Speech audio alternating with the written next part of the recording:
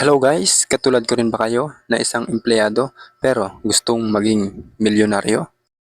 Kung parehas tayo, please subscribe sa aking YouTube channel at sabay nating alamin ang proseso kung paano ang isang empleyado ay maging milyonaryo. Let's go!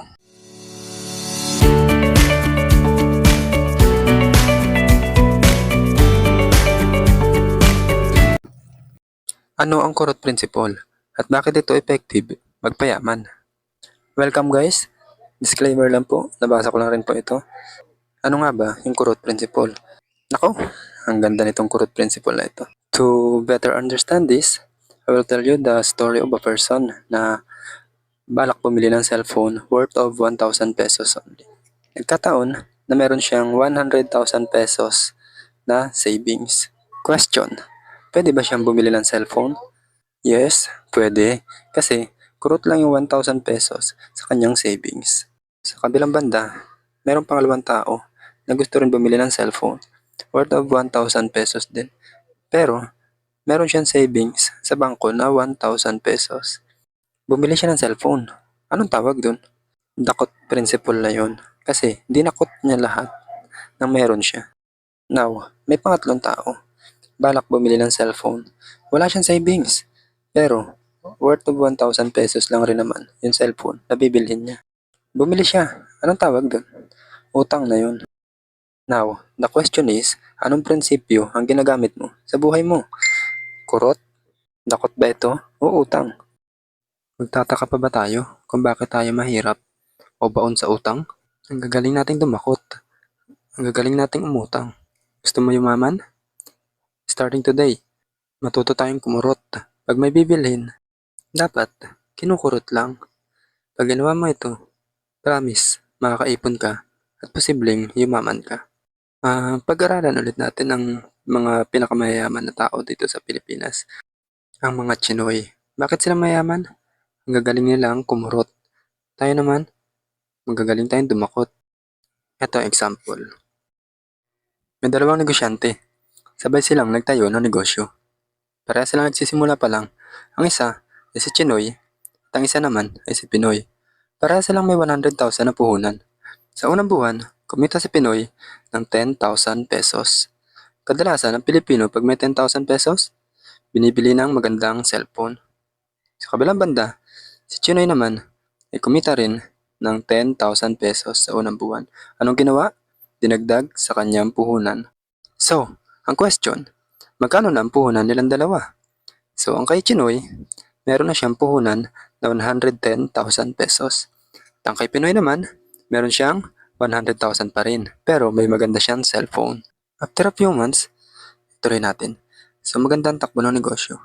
Si Pinoy, na may magandang cellphone, kumita siya ng 50,000 pesos. So, ang Pilipino, pag may 50,000 pesos, ano na sa isip? So, kadalasan, bibili ng gamit sa bahay. So, si Pinoy, bumili ng magandang TV. Napakalaki. Napakagandang TV ang binili ni Pinoy. So, sa kabilang banda naman, si Chinoy, kumita rin siya ng 50,000 pesos kagaya ni Pinoy. Ang ginawa niya, dinagdag niya uli sa puhunan niya. Ganyang kinita. So, si Pinoy at si Chinoy, magkano ng kanilang puhunan? Kay Pinoy, 100,000 at ang kay Chinoy naman, 160,000 pesos. Pero, may magandang TV at cellphone si Pinoy. So, tuloy pa natin ng kwento sa mas exciting part. A few months later pa, mas gumanda ang takbo ng negosyo. Si Pinoy, kumita siya ng 200,000 pesos. So, ang Pilipino, pag may 200,000 pesos ang nasa isip, bibili ng second hand na sasakyan or down payment sa bagong sasakyan. At yan si Pinoy. So, meron siyang negosyo and meron din siyang magandang cellphone at meron siyang malaki at magandang TV at meron din siyang magandang sasakyan. So, asensado na si Pinoy. Tingnan ng mga tao. Sa kabilang banda naman, si Chinoy, kanya lang, meron lang siyang negosyo. Kumita rin siya ng 200,000 kagaya ni Pinoy. Ang ginawa niya, dinagdag niya ulit sa kanyang puhunan. Every month na kumikita siya, dinadagdag niya sa kanyang puhunan. One day, Chinoy was able to save 1 million pesos. And then, si Pinoy, every time na kumikita siya, binibili niya ng gamit. Magkano ng puhunan ni Pinoy? 100,000 pesos pa rin. Samantala, si Chinoy naman, meron na siyang 1 million pesos na puhunan. Dahil may 1 million pesos na siya na puhunan, kinausap niya ang isang supplier. Supplier, kung bibili ba ako sa'yo ng worth of 1 million pesos na product, bibigyan mo ba ako ng discount? Hulaan nyo, sasagot ni supplier.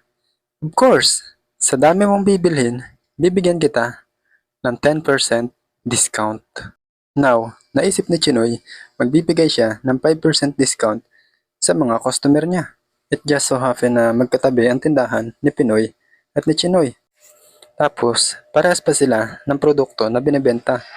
Given the situation, kanino kayo bibili? Siyempre, kay Chinoy, kasi mas mura. Question, ano na mangyayari sa tindahan ni Pinoy? Siyempre, malulugi na. Dahil, mas mahal yung produkto na binibenta niya. Ano na gagawin ni Pinoy? Bibenta niya na yung sasakyan na binili niya ng 200,000. Sino ang bibili? Siyempre, yung maraming pera. Si Chinoy. Siyempre, tatawaran niya pa yon 100,000. Dahil gipit si Pinoy, ibibenta niya na kahit palugi. Nagkaroon ngayon ng sasakyan si Chinoy. Murang-mura lang. After a few months, mauubos din yung pinagbentahan ng sasakyan ni Pinoy na 100,000. Ngayon, dahil wala na ulit siyang pera, bibenta na ni Pinoy yung TV niya. Sinong bibili? Yung may pera, syempre. Si Chinoy. Ang benta? 20,000 na lang kasi gamit na. Darating ang araw, pati yung cellphone ni Pinoy, ibibenta niya na rin kay Chinoy. Syempre, mura na ang benta niya kasi gamit na ito. Isang araw, magsasara na ang negosyo ni Pinoy. Anong gagawin niya? Syempre, magtatrabaho na siya. Mamamasukan siya kay Chinoy. Ganyan din ang naging kwento ng bansang Pilipinas. Dati, mas mayaman tayo kesa sa Chinese. Bakit nagbago? Ano bang problema natin mga Pilipino? Tayo kasi, magagaling tayong dumakot. Dakot tayo ng dakot. Sila naman, kurot lang ng kurot. Sabi naman ng iba, bakit meron itong mga Chinese na may mga sasakyan na naghahalaga ng 5 million pesos? Kurot daw ba yun? Ay malamang, kurot yun. Ay baka ang savings nun nasa 100 million pesos na. Kaya nakabili siya ng 5 million pesos na sasakyan. Isang kahig, isang tuka. Nandyan ka pa ba? Isang kahig, isang tuka. Saan ka makakakita? Saan? Sa squatter area? Tumigil ka. Sa Ortigas, sa Makati, may makikita ka. Ano ang ibig sabihin? Kapag hindi ka sumweldo sa loob ng isang buwan, anong mangyayari? Pag mawalan ka ng trabaho, anong mangyayari? Ilang araw mo bubuhay ng matino ang pamilya mo pag nawalan ka ng sweldo. Ang mga Chinoy, kahit hindi mo na kumita o magnegosyo, mabuhay ng maganda. Bakit po? Kasi maraming taon, kahig lang sila ng kahig at kakaunti kung tumuka. Kaya ngayon, marami sa kanila ang tuka na lang ng tuka. At marami namang Pinoy, kapag hindi kumahig, walang tutukain. At itong masakit, marami mga Pinoy na 60 years old na, kahig pa rin ang kahig. Trabaho pa rin ang trabaho. Kaya sana, simula ngayon, matuto tayong kumahig ng kumahig at iwasan mo ng tumuka na sobra-sobra. At ito pa yung pinakamasakit sa lahat. Yung gustong-gusto mo pa magtrabaho, pero hindi na pwede dahil matanda ka na. Tanong, masama ba bumili ng mahal? Hindi. Basta, kinukurot lang. At huwag rin nating husgahan ang ating mga kasamahan kung naka-Nike shoes sila. Malay mo, kurot lang pala yun para sa kanila. At the end of the day, hindi mahalaga kung ano nangyayari sa ibang tao. Ang mahalaga kung anong nangyayari sa iyo. Kaya, sa mga nanonood, matuto po tayo magtipid. At sana, sabay-sabay tayong umunlad. Magtiis muna tayo ngayon kung kahig lang tayo ng kahig. Anong malay mo? Balang araw, tuka na lang tayo ng tuka. Ako nga pala si Jess. Papaalala, napakahirap kumita ng pera, kaya pahalagahan natin ito. At sana, pare-pareho tayong umasenso, tayong mga Pilipino. Kung nagustuhan mo ang video na ito, please subscribe sa aking YouTube channel. Thanks for watching. See you next time. Salamat!